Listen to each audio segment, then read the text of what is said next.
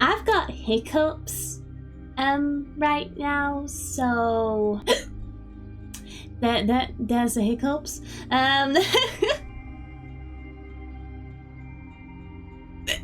Excuse me. Help. Help. I've got hiccups. Can someone help the puss? Please? Please, help! Excuse me. Someone send help, the puss has hiccups. How do we get... Wait, scare the puss?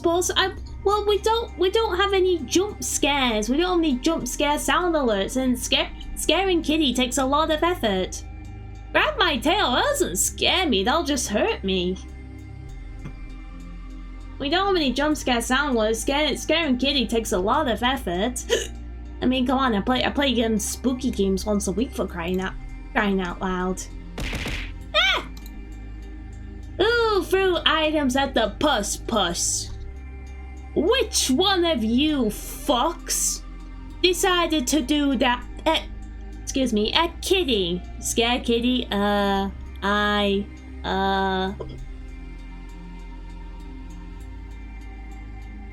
Thanks for lurking, Mr. Pockets. Oh, it's not gonna scare me, guys. I don't know what's gonna get rid of these hiccups, okay?